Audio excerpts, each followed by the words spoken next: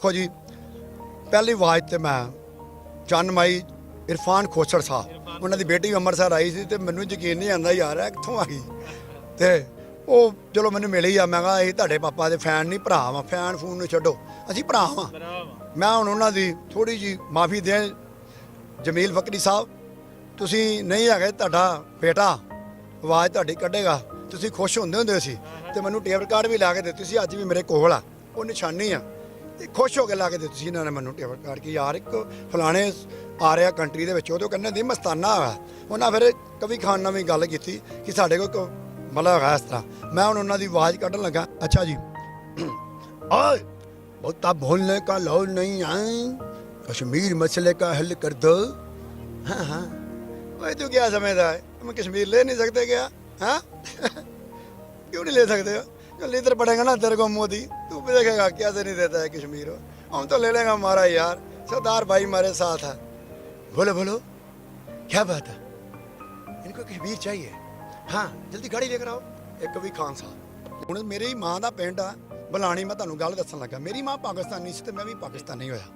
72 ਸਾਲਾਂ 'ਚ ਕਈ ਪ੍ਰਾਈਮ ਮਿਨਿਸਟਰ ਆਏ ਤੇ ਕਈ ਚਲੇ ਗਏ ਇੱਧਰੋਂ ਵੀ ਤੇ ਉੱਧਰ, ਕਿਸੇ ਨੇ ਗੇਟ ਖੋਲ੍ਹਣ ਦੀ ਜ਼ਰੂਰਤ ਨਹੀਂ ਕੀਤੀ। ਇੱਕ ਇਮਰਾਨ ਖਾਨ ਐਸੀ ਮਾਂ ਦਾ ਪੁੱਤਰ ਆ ਜਿਹਨੇ ਸਰਦਾਰਾਂ ਵਾਸਤੇ ਗੇਟ ਖੋਲ੍ਹਤਾ, ਸਿੱਧੂ ਦੇ ਕਹਿਣ ਤੇ, ਬਾਜਵਾ ਸਾਹਿਬ ਦੇ ਕਹਿਣ ਤੇ। ਤੇ ਸਿੱਧੂ ਸਾਹਿਬ ਦਾ ਵੀ ਫਰਜ਼ ਬਣਦਾ ਜਦੋਂ ਵੀ ਪ੍ਰਾਈਮ ਮਿਨਿਸਟਰ ਆਉਣ ਤੇ ਉਹ ਵੀ ਉਹਨਾਂ ਨੂੰ ਕਸ਼ਮੀਰ ਦੇ ਦੇਣ। ਮੈਂ ਕਹਿਣਾ ਚਾਹੁੰਦਾ ਵਾਂ, ਇੱਕ ਬੰਨੇ ਆਪਾਂ ਪਿਆਰ ਜਤਾ ਰਹੇ ਹਾਂ, ਠੀਕ ਹੈ, ਬਹੁਤ ਜ਼ਿਆਦਾ ਪਿਆਰ ਜਤਾ ਰਹੇ ਹਾਂ, ਇੱਕ ਬੰਨੇ ਸਾਡੇ ਨਾਲ ਨਫ਼ਰਤਾਂ ਹੋ ਰਹੀਆਂ, ਬੰਬ ਬਣਾਏ ਜਾ ਰਹੇ ਆ। ਕਿਉਂ? ਸਾਨੂੰ ਮਾਰਨ ਵਾਸਤੇ? ਮੈਨੂੰ ਜਵਾਬ ਦੇਣ ਦੋਨੇ ਜਾਣੇ। ਸਾਨੂੰ ਮਾਰਨ ਵਾਸਤੇ ਬਣਾਏ ਆ? ਸਾਡੇ ਬੱਚੇ, ਅਸੀਂ ਇਹਨਾਂ ਦਾ ਸੁੱਖ ਨਹੀਂ ਲੈਣਾ? ਉਹ ਬੇਟਾ ਖਲੋਤਾ ਉਹਨਾਂ ਸੁੱਖ ਨਹੀਂ ਲੈਣਾ? ਸਾਨੂੰ ਮਾਰਨ ਵਾਸਤੇ ਬੰਬ ਬਣਾਏ ਆ? ਤੁਸੀਂ ਲੜਨਾ ਇੱਕ ਜਗ੍ਹਾ ਬਣਾ ਲਓ, ਜਾਂ ਲਾਹੌਰ ਆ ਜਾਓ ਤੇ ਜਾਂ ਅੰਮ੍ਰਿਤਸਰ ਟਾਈਮ ਰੱਖ ਲਓ, ਉੱਥੇ ਲੜ ਲਓ, ਉੱਥੋਂ ਭਾਈ ਆਪਸ 'ਚ ਜਿਹੜੇ ਪ੍ਰਾਈਮ ਮਿਨਿਸਟਰ ਹੈਗੇ। ਜੈਰੀ ਬਾਠੀਆ ਜੀ ਦੀ ਯਕੀਨਨ ਗੱਲਾਂ ਤੁਸੀਂ ਸੁਣ ਕੇ ਤੇ ਤੁਹਾਡਾ ਦਿਲ ਕੀਤਾ ਹੋਵੇਗਾ ਕਿ ਇਹਨਾਂ ਨੂੰ ਹੋਰ ਸੁਣਿਆ ਜਾਵੇ, ਲੇਕਿਨ ਅੱਜ ਤੁਹਾਨੂੰ ਅਸੀਂ ਬੜੇ ਹੀ ਦੁੱਖ ਨਾਲ ਦੱਸ ਰਹੇ ਹਾਂ ਕਿ ਜੈਰੀ ਬਾਠੀਆ ਜੀ ਇਸ ਦੁਨੀਆ ਤੋਂ ਚਲਾਣਾ ਕਰ ਗਏ ਨੇ। ਉਹ ਇਹਨਾਂ ਦੋਨਾਂ ਮੁਲਕਾਂ ਦੇ ਦਰਮਿਆਨ ਜਿਹੜਾ ਅਮਨ ਵੇਖਣਾ ਚਾਹੁੰਦੇ ਸੀ, ਤਰੱਕੀ ਵੇਖਣਾ ਚਾਹੁੰਦੇ ਸੀ, ਉਹ ਗੱਲਾਂ ਜਿਹੜੀਆਂ ਕਰਨਾ ਚਾਹੁੰਦੇ ਸੀ, ਉਹਨਾਂ ਦਾ ਵਾਅਦਾ ਸੀ ਕਿ ਮੈਂ ਆਵਾਂਗਾ ਬਾਬਾ ਜੀ ਦੇ ਅਗਲੇ ਜਨਮ ਸਥਾਨ ਦੀਆਂ ਤਕਰੀਬਾਤ 'ਤੇ, ਲੇਕਿਨ ਮੌਤ ਨੇ ਉਹਨਾਂ ਨੂੰ ਵੇਲ ਨਾ ਦਿੱਤੀ। ਸੋ ਆਓ ਉਹਨਾਂ ਦੀ ਉਹੀ ਗੱਲਾਂ ਸੁਣਨੇ ਆ। ਉਹਨਾਂ ਦੇ ਹਿੱਸੇ ਦੀ ਉਹ ਨੇਕੀ ਜਿਹੜੀ ਉਹ ਫੈਲਾ ਗਏ, ਉਹ ਕਦੀ ਨਹੀਂ ਮਰੇਗੀ, ਜਿਹਨੂੰ ਲੱਖਾਂ ਇਨਸਾਨਾਂ ਪਸੰਦ ਕੀਤਾ। ਇੱਕ ਵਾਰੀ ਹੋਰ ਜੈਰੀ ਬਾਠੀਆ ਆਪਣੇ ਅੰਮ੍ਰਿਤਸਰੀ ਦੋਸਤ ਦੀਆਂ ਗੱਲਾਂ ਤੁਹਾਡੇ ਨਾਲ ਸਾਂਝੀਆਂ ਕਰਨ ਚੱਲੇ ਹਾਂ। ਦੁਆ ਕਰਿਓ ਉਹਨਾਂ ਦੀ ਕਿ ਰੱਬ ਉਹਨਾਂ ਦੀ ਅਗਲੀਆਂ ਮੰਜ਼ਿਲਾਂ ਆਸਾਨ ਕਰੇ। ਸਲਾਮ ਵਾਲੇਕੁਮ। ਜਿੱਥੇ ਜਿੱਥੇ ਮੇਰੀ ਆਵਾਜ਼ ਜਾ ਰਹੀ ਮੁਸਲਮਾਨ ਭਰਾਵਾਂ ਨੂੰ ਤੇ ਸਤਿ ਸ੍ਰੀ ਅਕਾਲ। ਆਪ ਸਭ ਨੂੰ ਗੁਰੂ ਨਾਨਕ ਸਾਹਿਬ ਦੇ 550 ਸਾਲਾਂ ਦੀਆਂ ਬਹੁਤ ਬਹੁਤ ਮੁਬਾਰਕਾਂ। ਮੈਂ ਕਹਿਣਾ ਚਾਹੁੰਦਾ ਵਾਂ, ਇੱਕ ਬੰਨੇ ਆਪਾਂ ਪਿਆਰ ਜਤਾ ਰਹੇ ਹਾਂ, ਠੀਕ ਹੈ, ਬਹੁਤ ਜ਼ਿਆਦਾ ਪਿਆਰ ਜਤਾ ਰਹੇ ਹਾਂ, ਤੇ ਇੱਕ ਬੰਨੇ ਸਾਡੇ ਨਾਲ ਨਫ਼ਰਤਾਂ ਹੋ ਰਹੀਆਂ, ਬੰਬ ਬਣਾਏ ਜਾ ਰਹੇ ਆ। ਕਿਉਂ? ਸਾਨੂੰ ਮਾਰਨ ਵਾਸਤੇ? ਮੈਨੂੰ ਜਵਾਬ ਦੇਣ ਦੋਨੇ ਜਾਣੇ। ਸਾਨੂੰ ਮਾਰਨ ਵਾਸਤੇ ਬਣਾਏ ਆ? ਸਾਡੇ ਬੱਚੇ, ਅਸੀਂ ਇਹਨਾਂ ਦਾ ਸੁੱਖ ਨਹੀਂ ਲੈਣਾ? ਉਹ ਬੇਟਾ ਖਲੋਤਾ ਉਹਨਾਂ ਸੁੱਖ ਨਹੀਂ ਲੈਣਾ? ਸਾਨੂੰ ਮਾਰਨ ਵਾਸਤੇ ਬੰਬ ਬਣਾਏ ਆ? ਤੁਸੀਂ ਲੜਨਾ ਇੱਕ ਜਗ੍ਹਾ ਬਣਾ ਲਓ, ਜਾਂ ਲਾਹੌਰ ਆ ਜਾਓ ਤੇ ਜਾਂ ਅੰਮ੍ਰਿਤਸਰ ਟਾਈਮ ਰੱਖ ਲਓ, ਉੱਥੇ ਲੜ ਲਓ, ਉੱਥੋਂ ਭਾਈ ਆਪਸ 'ਚ ਜਿਹੜੇ ਪ੍ਰਾਈਮ ਮਿਨਿਸਟਰ ਹੈਗੇ। ਪਬਲਿਕ ਦਾ ਕਿਉਂ ਬੇੜਾ ਗਰਕ ਕਰਦੇ ਪਏ ਹੋ? ਸੋਹਣੀ ਗੱਲ ਕਿ ਤੁਸੀਂ ਜਿਹੜੇ ਕੋਈ ਆਪਣੇ ਕੋਈ ਜ਼ਾਤੀ ਨਫ਼ਰਤਾਂ ਹਨ ਇਹਨਾਂ ਰਿਆਸਤਾਂ ਦੀਆਂ ਜਾਂ ਕੁਝ ਲੋਕਾਂ ਦੀਆਂ, ਉਹਦੇ ਵਿੱਚ ਬਾਲਣ ਤੁਸੀਂ ਪਬਲਿਕ ਨੂੰ ਕਿਉਂ ਬਣਾ ਰਹੇ ਹੋ? ਬੜੀ ਸੋਹਣੀ ਗੱਲ ਕੀਤੀ ਹੈ। ਔਰ ਇਹ ਜਿਹੜੀ 72 ਸਾਲ ਤੋਂ ਅਸੀਂ ਨਫ਼ਰਤ ਦੀਆਂ ਬੁਨਿਆਦਾਂ 'ਤੇ ਇਹ ਜਿਹੜੀਆਂ ਦੋਨੋਂ ਸਟੇਟਸ ਖੜੀਆਂ ਹਨ ਕਿ ਕੋਈ ਸੱਚਾ ਪਾਕਿਸਤਾਨੀ ਹੋ ਹੀ ਨਹੀਂ ਸਕਦਾ ਜਦੋਂ ਤੱਕ ਕੋਈ ਇੰਡੀਆ ਨਾਲ ਨਫ਼ਰਤ ਨਹੀਂ ਕਰੇ, ਕੋਈ ਸੱਚਾ ਇੰਡੀਅਨ ਹੋ ਹੀ ਨਹੀਂ ਸਕਦਾ ਜਦੋਂ ਤੱਕ ਕੋਈ ਪਾਕਿਸਤਾਨੀਆਂ ਨਾਲ ਨਫ਼ਰਤ ਕਰੇ। ਔਰ ਇੰਡੀਅਨ ਔਰ ਪਾਕਿਸਤਾਨੀ ਹਨ ਕੌਣ? ਸਦੀਆਂ ਤੋਂ ਇਕੱਠੇ ਰਹੇ, ਇਹਨਾਂ ਦੇ ਦੀਵਾਰਾਂ, ਇਹ ਸਰਹੱਦਾਂ, ਇਹ ਤਾਂ ਕੱਲ੍ਹ ਖਿੱਚੀਆਂ ਜਾ ਰਹੀਆਂ। ਔਰ ਅਸੀਂ ਜਿਸ ਥਾਂ 'ਤੇ ਖੜ੍ਹੇ ਹਾਂ, ਅਸੀਂ ਤਾਂ ਇਹਨਾਂ ਨੂੰ ਵੀ ਵੰਡ ਕੇ ਰੱਖ ਦਿੱਤਾ ਹੈ। ਇਹ ਵੰਡੀਆਂ ਕਿਵੇਂ ਮੁੱਕ ਸਕਦੀਆਂ ਹਨ? ਔਰ ਇਹ ਵੰਡੀਆਂ ਮੁੱਕਣ, ਇਹ ਸਰਹੱਦਾਂ ਕਾਇਮ ਰਹਿਣ, ਜਿਹੜੇ ਮੁਲਕ ਬਣੇ ਹਨ ਇਸੇ ਤਰ੍ਹਾਂ ਚੱਲਦੇ ਰਹਿਣ।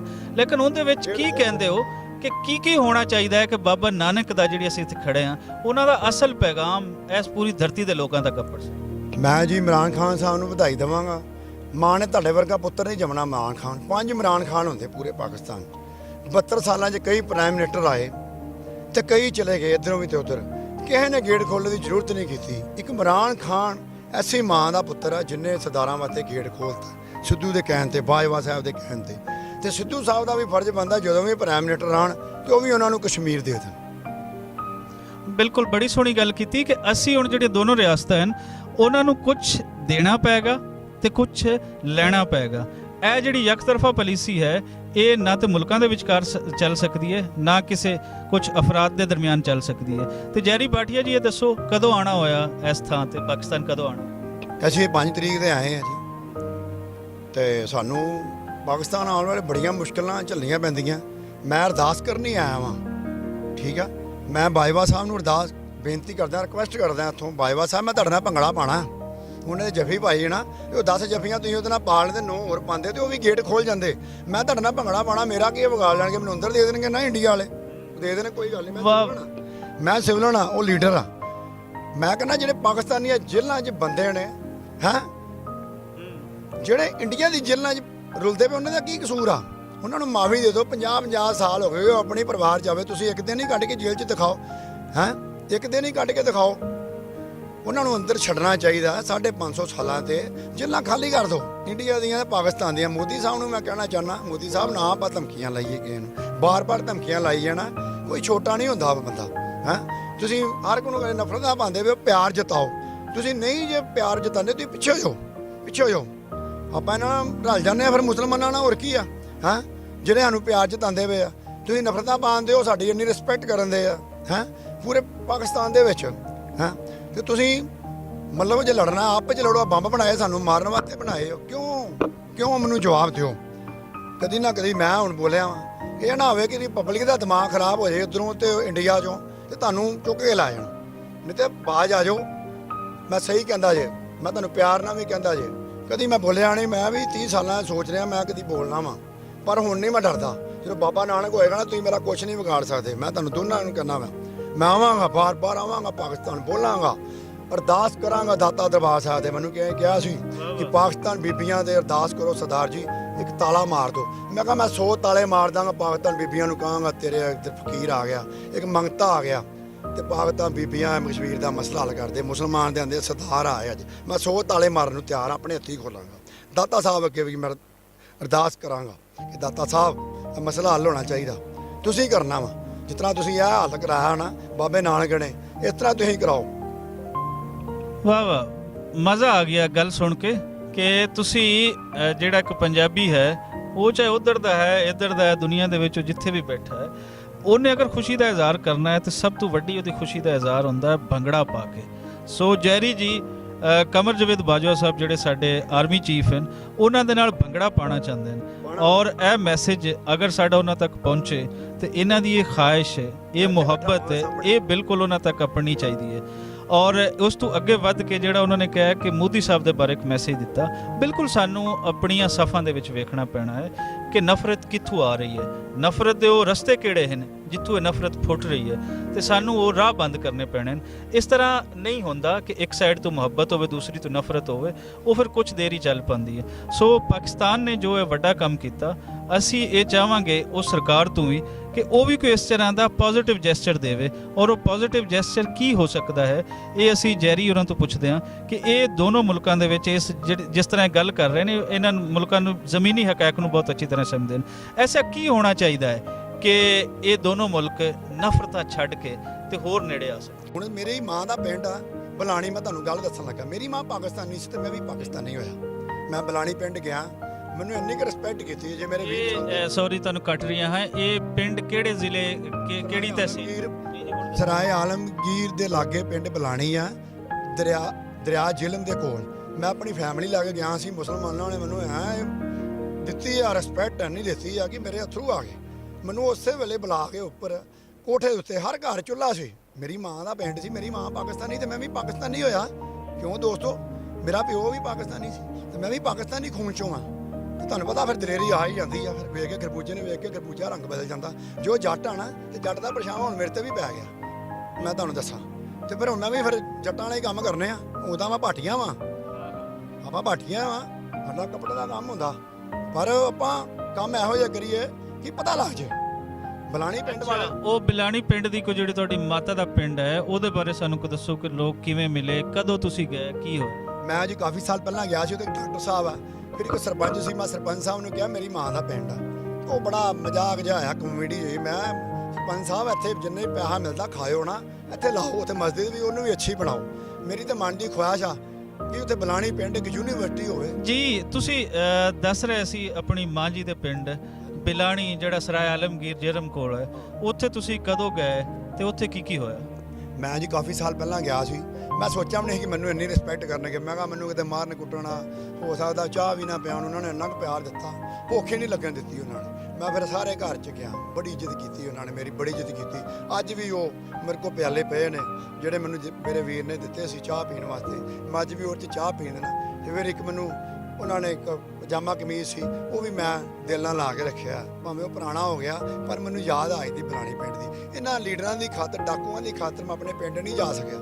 ਮੇਰਾ ਦਿਲ ਕਰਦਾ ਮੈਂ ਦੁਬਾਰਾ ਜਾਵਾਂ।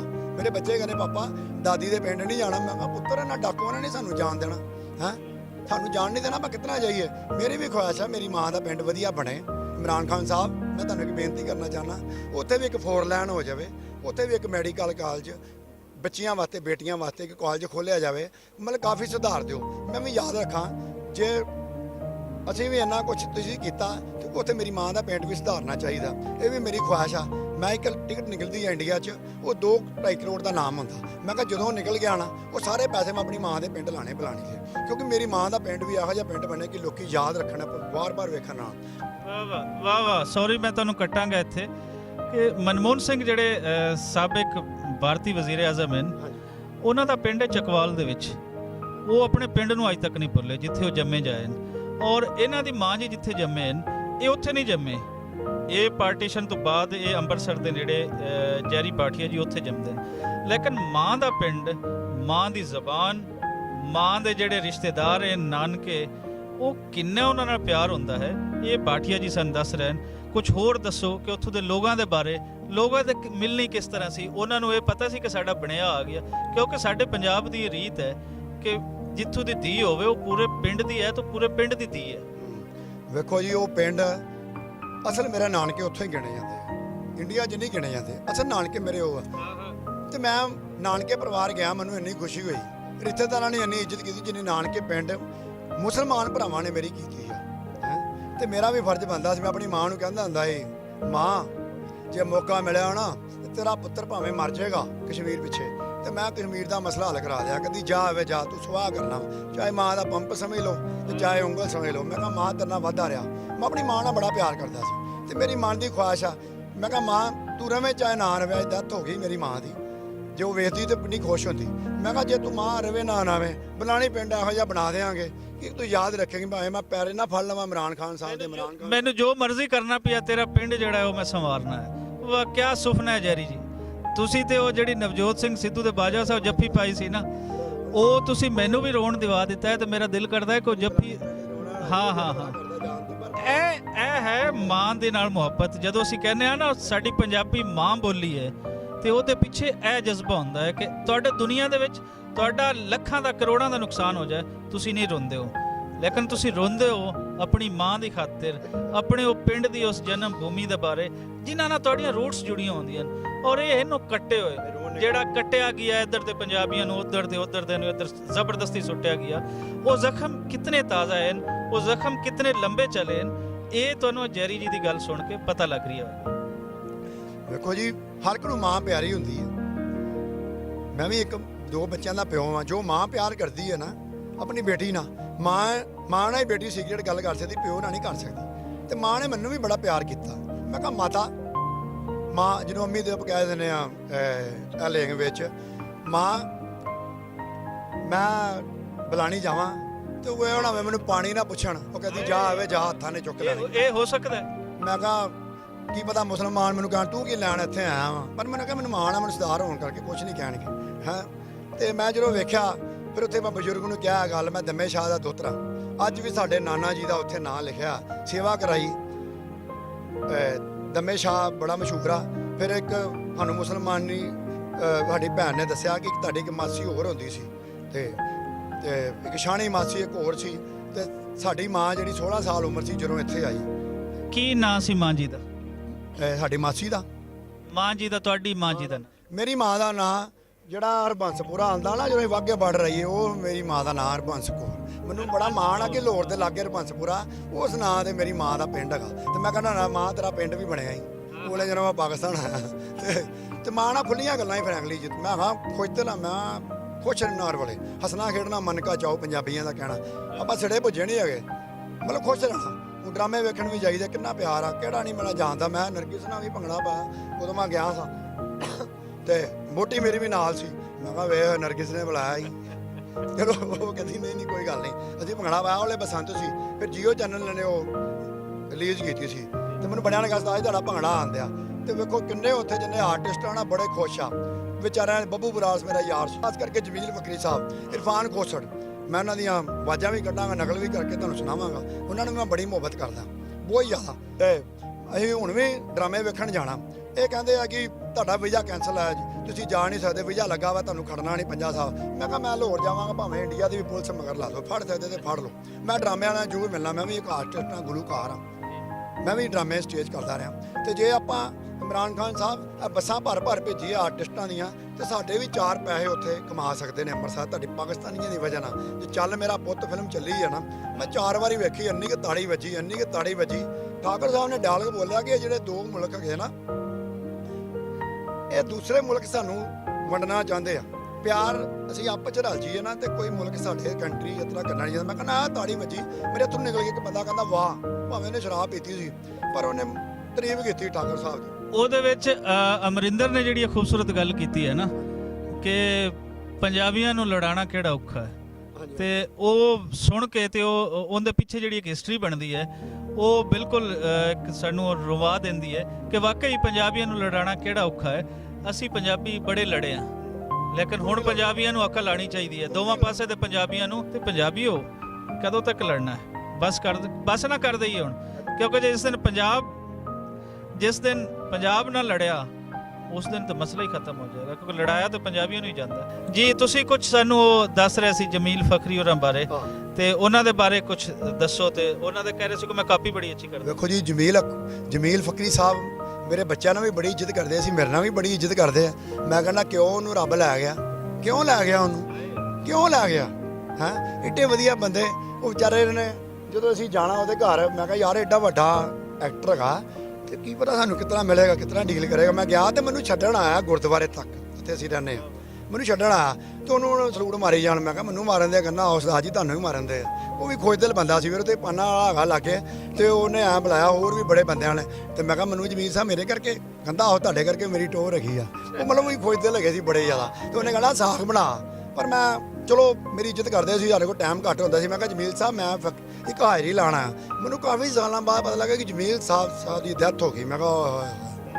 ਕਿੱਥੋਂ ਪਤਾ ਲੱਗਾ ਆਹ ਲਵਾਰਾ ਉਹਦੇ ਬੰਦਿਆਂ ਨੇ ਪੁੱਛਿਆ ਤੇ ਮੈਂ ਕਿਹਾ ਯਾਰ ਜੋ ਇਹਨਾਂ ਲੀਡਰਾਂ ਕਰਕੇ ਮੈਂ ਵੀ ਹਾਜ਼ਰੀ ਭਰਦਾ ਜਨਾਜ਼ੇ ਵਿੱਚ ਜਾਂਦਾ ਲਾਂਤਾ ਬੱਬੂ ਬਰਾੜ ਚਲੇ ਗਿਆ ਵਿਚਾਰਾ ਲਾਂਤਾ ਮਸਤਾਨਾ ਚਲੇ ਗਿਆ ਲਾਂਤਾ ਤੁਹਾਡੇ ਤੇ ਮੈਂ ਗਾਲਾਂ ਕੱਢਦਾ ਡਾਕੂਆਂ ਨੂੰ ਲੀਡਰ ਨਹੀਂ ਹੈਗੇ ਡਾਕੂ ਗਿਆ ਇੱਧਰ ਵੀ ਡਾਕੂ ਆ ਜੇ ਗਰਦਾਰ ਨਾ ਹੁੰਦੇ ਤਾਂ ਕਸ਼ਮੀਰ ਪਹਿਲਾਂ ਬਣਿਆ ਹੁੰਦਾ ਸੀ ਨਾ ਕਹੋ ਇੱਥੇ ਪਾਕਿਸਤਾਨ 'ਚ ਗਰਦਾਰ ਨਹੀਂ ਹੈਗੇ ਇੱਥੇ ਵੀ ਕਾਫਰ ਹੈਗੇ ਜੇ ਜਿੰਨ ਹੈਗੇ ਜੇ ਭੂਤ ਹੈਗੇ ਜੇ ਇਹ ਵਿੱਚੋਂ ਤੁਹਾਨੂੰ ਕਹਿੰਦੇ ਉਤਨਾ ਫੋਨ ਕਰਦੇ ਆ ਕੀ ਹਾਲ ਆ ਮਨਮੋਹਨ ਸਿੰਘ ਜੀ ਕੀ ਹਾਲ ਆ ਮੋਦੀ ਇਹ ਸਾਨੂੰ ਦਿਖਾਉਂਦੇ ਆ ਮੈਂ ਤੇ ਕਹਿੰਦਾ ਜਿਹੜੇ ਆ ਰਹੇ ਨਾ ਅੱਜ ਬੰਨ ਲੈਣ ਇਹਨਾਂ ਨੂੰ ਇਮਰਾਨ ਖਾਨ ਵਾ ਹੁਣ ਦੱਸੋ ਓਏ ਬੜਾ ਬੋਲਦੇ ਹੋ ਹੁਣ ਦੱਸੋ ਮੈਂ ਹੁੰਦਾ ਨਾ ਇਮਰਾਨ ਖਾਨ ਦੀ ਜਗ੍ਹਾ ਤੇ ਮੈਂ ਇਹਨਾਂ ਨੂੰ ਬੰਨ ਲੈਣਾ ਸੀ ਭਾਵੇਂ ਬਾਅਦ 'ਚ ਮੇਰਾ ਜੋ ਮਰਜ਼ੀ ਹੁੰਦਾ ਰਹਿੰਦਾ ਮੈਂ ਦਿਖਾ ਰਹਿੰਦਾ ਆ ਵੇਖੋ ਕੀ ਕਰਦੇ ਉੱਥੇ ਤੁਹਾਨੂੰ ਗਾਲਾਂ ਕੱਢਦੇ ਇੱਕ $20 ਕੀ ਲਾ ਤੇ ਤੁਹਾਨੂੰ ਟੱਟੀਆਂ ਲੱਗ ਗਈਆਂ ਮੈਂ ਜੋ ਸਿਆਸਤ ਕਰਨੀ ਚਾਲੂ ਕਰ ਦਿੱਤੀ ਆ ਹਾਂ ਕੈਪਟਨ ਅਮਰਿੰਦਰ ਸਿੰਘ ਨੇ ਬੜਾ ਪ੍ਰੋਪੇਗੈਂਡਾ ਕੀਤਾ ਹੈ ਉਹ $20 ਤੇ $20 ਤੇ ਸਿਆਸਤ ਹੈਗੀ ਜਿੰਨਾ ਅਰਬਾਂ ਰੁਪਈਏ ਇਹਨਾਂ ਕੋਲ ਹੋਏ ਨਾ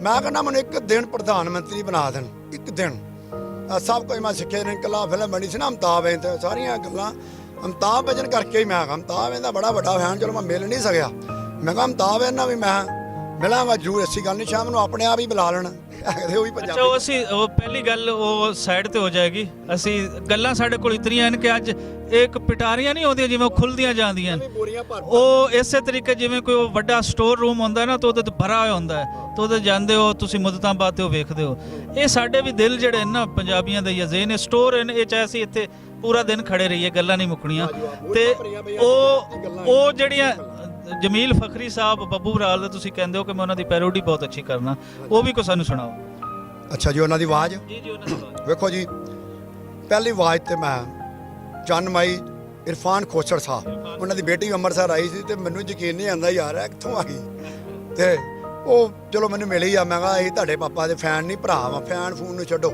ਅਸੀਂ ਭਰਾ ਵਾਂ। ਮੈਂ ਹੁਣ ਉਹਨਾਂ ਦੀ ਥੋੜੀ ਜੀ ਮਾਫੀ ਦੇ। ਜਮੀਲ ਫਕਰੀ ਸਾਹਿਬ, ਤੁਸੀਂ ਨਹੀਂ ਹੈਗੇ, ਤੁਹਾਡਾ ਬੇਟਾ ਆਵਾਜ਼ ਤੁਹਾਡੀ ਕੱਢੇਗਾ। ਤੁਸੀਂ ਖੁਸ਼ ਹੁੰਦੇ ਸੀ ਤੇ ਮੈਨੂੰ ਟੇਬਲ ਕਾਰਡ ਵੀ ਲਾ ਕੇ ਦਿੱਤੀ ਸੀ, ਅੱਜ ਵੀ ਮੇਰੇ ਕੋਲ ਆ, ਉਹ ਨਿਸ਼ਾਨੀ ਆ। ਇਹ ਖੁਸ਼ ਹੋ ਕੇ ਲਾ ਕੇ ਦਿੱਤੀ ਸੀ ਇਹਨਾਂ ਨੇ ਮੈਨੂੰ ਟੇਬਲ ਕਾਰਡ ਕਿ ਯਾਰ ਇੱਕ ਫਲਾਣੇ ਆ ਰਿਹਾ ਕੰਟਰੀ ਦੇ ਵਿੱਚ, ਉਹਦੋਂ ਕਹਿੰਦੇ ਨਹੀਂ ਮਸਤਾਨਾ ਹੈਗਾ। ਉਹਨਾਂ ਫਿਰ ਕਵੀ ਖਾਨ ਨਾਲ ਵੀ ਗੱਲ ਕੀਤੀ ਕਿ ਸਾਡੇ ਕੋਲ ਮਤਲਬ ਹੈਗਾ ਇਸ ਤਰ੍ਹਾਂ। ਮੈਂ ਹੁਣ ਉਹਨਾਂ ਦੀ ਆਵਾਜ਼ ਕੱਢਣ ਲੱਗਾ। ਅੱਛਾ ਜੀ, ਓਏ ਉਹ ਤਾਂ ਭੁੱਲने का लौट नहीं आए, कश्मीर मसले का हल कर दो। हाँ हाँ, ओए तू क्या समझता है, तुम कश्मीर ले नहीं सकते क्या? हाँ क्यों नहीं ले सकते हो? कल इधर पड़ेगा ना तेरे को मोदी, तू भी देखेगा क्या से नहीं देता है कश्मीर। हम तो ले लेगा हमारा यार, सरदार भाई हमारे साथ है। बोलो बोलो क्या बात है, इनको कश्मीर चाहिए? हाँ जल्दी गाड़ी लेकर आओ। एक कभी खान साहब जिन्होंने मैं मिलिया नहीं, बस मेरा मैसेज ਅੰਧੇਰਾ ਉਜਾਲਾ ਦੇ ਕਰੈਕਟਰ ਇੰਦੇਰਾ ਜਾਲਾ ਦੇ ਇਹੋ ਹੀ ਆ। ਜੀ ਜੀ, ਇਹ ਸਾਰੇ ਕਰੈਕਟਰ ਉਸ ਹਾਂਜੀ, ਕਵੀ ਖਾਨ ਸਾਹਿਬ, ਬਾਕੀ ਮੈਂ ਸਾਰਿਆਂ ਨੂੰ ਮਿਲਿਆ, ਮੰਨਦਾ ਜਾਂਦਾ ਉਹਨਾਂ ਨੂੰ ਪਤਾ ਵਾ। ਇੱਕ ਵਾਰੀ ਮੇਰੇ ਤੇ ਮੁਸੀਬਤ ਵੀ ਪਈ ਸੀ ਡਰਾਮੇ ਵੇਖਣ ਦੀ ਖਾਤਰ। ਮੈਂ ਕਿਹਾ ਤੁਸੀਂ ਜਿੰਨੀਆਂ ਮਰਜ਼ੀ ਮੁਸੀਬਤਾਂ ਪਾ ਦਿਓ, ਮੈਂ ਡਰਾਮੇ ਵੇਖਣ ਜਾਣਾ ਹੀ ਜਾਣਾ। ਹੁਣ ਵੀ ਮੈਂ ਜਾਵਾਂਗਾ। ਇਹਨਾਂ ਨਹੀਂ ਵਿਚਾਰ ਦਿੱਤਾ ਭਾਵੇਂ ਮੈਂ 2 ਘੰਟੇ ਮਿਲਾਂ। ਫਿਰ ਕਹਿੰਦੇ ਆ ਭਟੀਆ ਗਾਲਾਂ ਕੱਢਦਾ, ਇਹ ਬੂਟੇ ਦਾ ਕਿਰਦਾਰ ਆ। ਬੂਟਾ ਸਾਹਿਬ ਬਹੁਤ ਅੱਛਾ ਤੁਸੀਂ ਕੰਮ ਕੀਤਾ। ਹੋਰ ਵੀ ਜਿਹੜੇ ਮੇਰੇ ਵੀਰ ਠਾਕੁਰ ਸਾਹਿਬ, ਤੁਸੀਂ ਬਹੁਤ ਅੱਛਾ ਕੰਮ ਕੀਤਾ, ਤੁਹਾਡੀ ਫਿਲਮ ਹੈ। ਮੈਂ ਹੋਰ ਵੀ ਭਰਾਵਾਂ ਨੂੰ ਕਹਾਂਗਾ, ਮਰਿੰਦਰ ਸਾਹਿਬ ਵੱਧ ਤੋਂ ਵੱਧ ਪਾਕਿਸਤਾਨੀ ਲੈ ਕੇ ਬਣਾਓ, ਵੱਧ ਤੋਂ ਵੱਧ ਇਹੋ ਹੀ ਨਫ਼ਰਤਾਂ ਵੀ ਦੂਰ ਕਰਾ ਸਕਦੇ ਨੇ। ਰੋਜ਼ ਇਮਰਾਨ ਖਾਨ ਸਾਹਿਬ ਬੱਸਾਂ ਭੇਜੋ, ਉੱਧਰੋਂ ਵੀ ਭਰ ਕੇ ਆਣ, ਇੱਧਰੋਂ ਵੀ ਆਣ ਆਰਟਿਸਟਾਂ ਦੀਆਂ। ਤੇ ਮੈਂ ਲਵਾਜ ਨਹੀਂ ਹੈਗੇ। ਇੱਕ ਵਾਰੀ ਫੇਰ ਖਾਨ ਸਾਹਿਬ, MP ਸਾਹਿਬ, ਕੋਈ ਵੀ ਜਿਹੜੀ ਮੇਰੀ ਆਵਾਜ਼ ਸੁਣਦਾ ਪਿਆ, ਇੱਕ ਬਲਾਣੀ ਪਿੰਡ ਬੁਲਾ ਦਿਓ ਯਾਰ, ਬਸ ਬਲਾਣੀ ਪਿੰਡ ਨੂੰ ਇੱਕ ਵਾਰੀ ਵਧੀਆ ਬਣਾ ਦਿਓ। ਇਹ ਨਾ ਹੋਵੇ ਮੈਨੂੰ ਵੀ ਇੰਡੀਆ ਵਿੱਚ ਫਕੀਰ ਬਣ ਕੇ ਡੋਨੇਸ਼ਨ ਮੰਗਣੀ ਪਏ ਬਲਾਣੀ ਪਿੰਡ ਵਾਸਤੇ। ਆ ਹਫ਼ਤ ਨਾ ਆਉਣ ਦੇਣਾ ਬਸ। ਬਸ ਰੱਬ ਰਾਖਾ, ਜਿੰਦੇ ਵਸਦੇ ਰਹੋ ਤੇ ਸਰਦਾਰ ਵਾਂਗ ਸਦਾ ਖੁਸ਼ ਰਹੋ। ਸਲਾਮ ਵਾਲੇਕੁਮ ਸਾਰਿਆਂ ਨੂੰ ਤੇ ਸਤਿ ਸ਼੍ਰੀ ਅਕਾਲ। ਮੁਹੱਬਤ ਜਿਉਂਦੇ ਵਸਦੇ ਰਹੋ।